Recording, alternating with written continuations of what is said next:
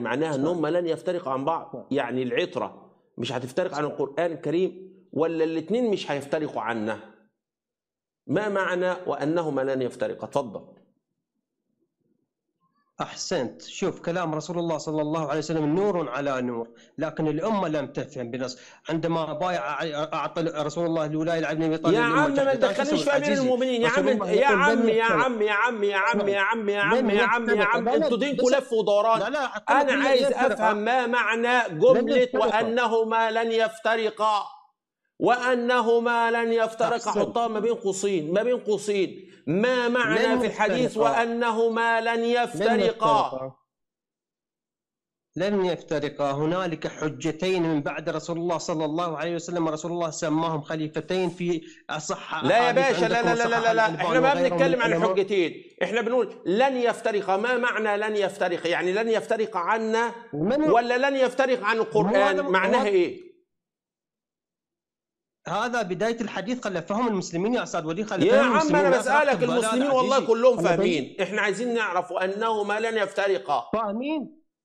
وأنهما لن، ما معنى وأنهما لن يفترقا؟ ما أنا جاي أتكلم لك بحديث رسول الله نفسه. لا حديث رسول يا الله ابني، يقول ثقلين. يا ابني هي المشكلة مش في حديث النبي صلى الله عليه وسلم، المشكلة في فهم حديث النبي.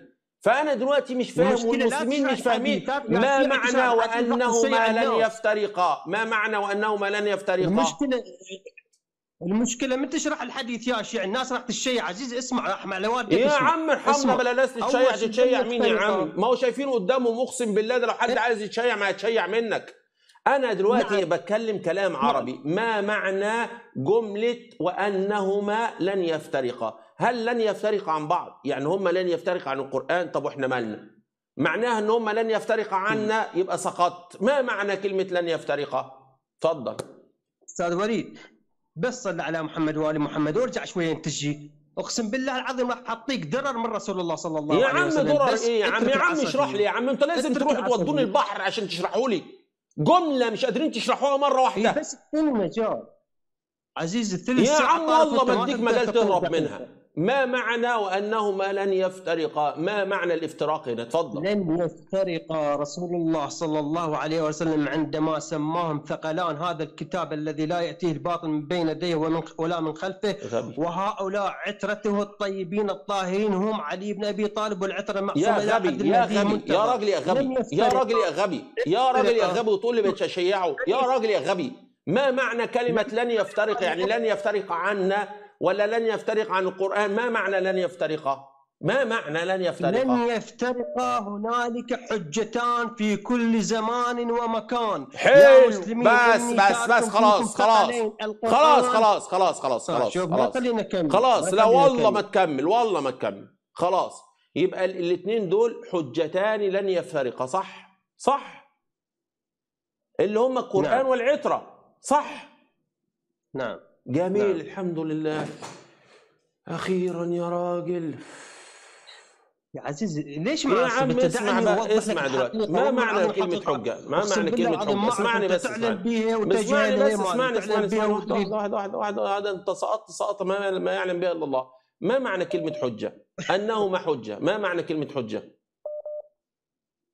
الحجة هو المجعول من قبل الله عز وجل ويلزم بها الناس يوم القيامة، وما كنا معذبين حتى نبعث رسولا. يا عم الحجة يا عم ازاي يا عم؟ هو حجة علينا احنا، المفروض بيبقى حجة علينا احنا ولينا احنا مالنا يوم القيامة؟ ممكن ملك يا عم يقوم بالواجب. الملكين اللي موجودين اللي على اليمين وعلى الشمال بيقوموا بالواجب والله، يعني بيكتبوا كل حاجة. يعني مش ناقصين حجيتكم انتوا، يعني مش ناقصين حجية المهدي بتاعكم. ما معنى حجية هنا؟ انت بتقول ايه؟ ان كتاب الله والمهدي، كتاب الله والمهدي الان هم حجة عليكم. تمام؟ هم حجة علينا ولا حجة لينا؟ حجة علينا وحجة لينا. يعني حلو قوي. ازاي بقى المهدي حجة لينا دلوقتي؟ معلش واحدة هنوصل ان شاء الله، هنوصل. ازاي المهدي حجة لينا دلوقتي؟ ازاي؟ المهدي المنتظر الزي. احسنت، لما تقول الزي عندك حديث رسول الله صلى الله عليه وسلم يا عم سيبك من الحديث دلوقتي يا عم الحاج، والله ما انتوا فاهمين احاديث، انا عايزك تكلمني بالبلدي لو سمحت. لو سمحت، انا دلوقتي ازاي هو حجه عليا وحجه ليا؟ انا عايز اشرحها لي ازاي حجه عليا وحجه ليا. اتفضل. الحجة هو المجعول من قبل الله عز وجل لتهتدي به. الحمد لله يا راجل، لنهتدي به. الحمد لله يا راجل، الحمد لله. يبقى الحجة الآن هي البيان، النور الساطع الذي نهتدي به، صح؟